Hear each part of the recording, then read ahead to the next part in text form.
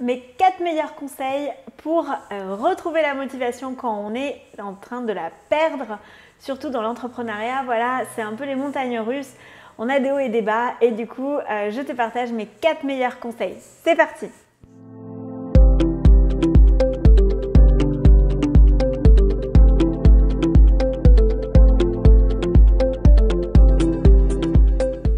Bonjour, je m'appelle Claire Garcia, je suis experte en publicité Facebook et Instagram et en stratégie de croissance. J'accompagne les entrepreneurs à mettre en place un système automatique pour générer des prospects et des clients en flux continu.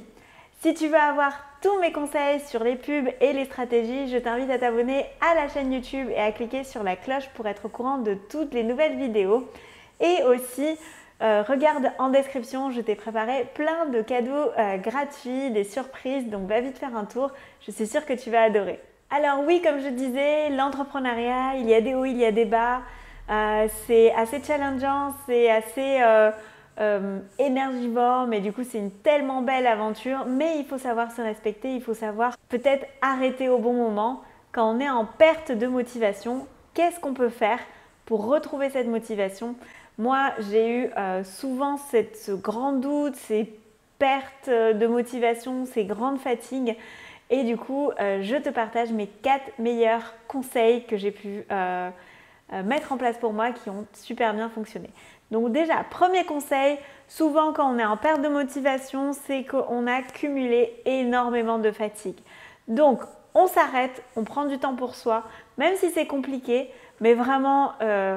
au début, j'arrivais pas à le faire parce que je me sentais coupable, mais c'est vraiment un des meilleurs conseils. Le week-end, on se prend un week-end, même si on a 300 trucs à faire, c'est pas grave, ça attendra, c'est pas la fin du monde. Et on se prend du temps pour soi, pour faire ce qu'on a envie de faire. Si on veut faire la grasse matinée, on le fait. Si on a envie de se promener, on le fait. On se pose la question, qu'est-ce qui va me mettre en joie et dans une bonne humeur? Et on le fait tout simplement. Donc déjà, s'arrêter. Arrêtez le PC, tous les réseaux sociaux et tout, on coupe tout et on prend du temps pour soi. Très important parce qu'en fait, si on est fatigué, on n'arrive pas à prendre du recul sur les actions.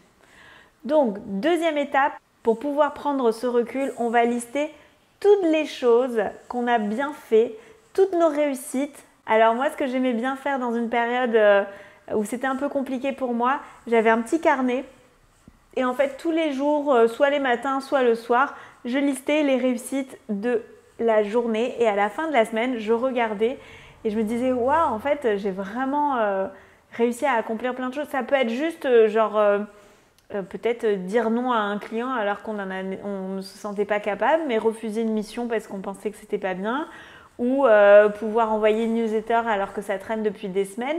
Des petites choses en fait, pas besoin que ce soit une super, voilà, quelque chose de très très dingue, juste les choses du quotidien. Et donc, deuxième chose à faire, c'est vraiment se poser et lister tout ce qui te met en joie, tout ce que tu as accompli, là où tu es fière, là où tu as vraiment la satisfaction, tu te sens contente d'avoir accompli ça dans un laps de temps et ça te permet de prendre du recul et dire ah bon, tout n'est pas noir ou j'ai pas l'impression de faire tout ça pour rien, il y a quand même des choses qui avancent, c'est juste que j'ai perdu le recul et ça te permet de te reconnecter aux choses qui fonctionnent bien. Donc une fois que tu as fait ça et que tu es de nouveau dans un mood positif, tu peux prendre le temps de lister qu'est-ce qui te contrarie. D'accord?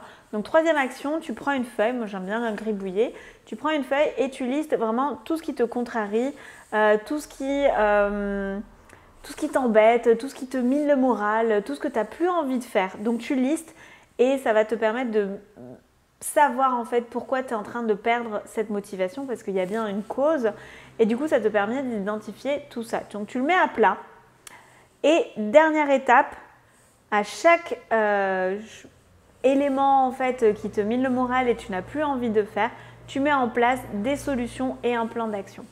Pourquoi? Parce qu'en fait, ça ne sert à rien d'être de te forcer à faire toutes ces tâches ou toutes ces actions si ce n'est plus aligné avec toi, si tu es justement en train de te forcer à faire ça. Donc soit tu décides plan d'action, tu arrêtes de le faire, soit tu décides de trouver d'autres solutions, d'automatiser les tâches, de déléguer, de faire autrement, de changer de stratégie, bref. Mais vraiment, cet exercice est super efficace parce que du coup, tu mets à plat tout ce que tu ne veux plus faire. Ça va te permettre aussi de te concentrer sur ta zone de génie, sur ce que tu as envie de développer pour ton entreprise, pour ta vie. Et du coup, ça permet de faire le tri sur tout ça. Donc, chaque action qui ne te convient plus, en face, tu mets la solution et le plan d'action que tu vas mettre en place. Et tu t'engages et après, tu coches en mode to-do list. Ça y est, ça c'est fait, je change et tout. Et tu mets en place des actions et tu vas voir, tu vas te sentir tellement légère et fluide que ça va changer vraiment ton état d'esprit et les prochains jours. Donc j'espère que ça t'a aidé. Dis-moi en commentaire si tu mets en place ces exercices ou autres choses qui peuvent t'aider.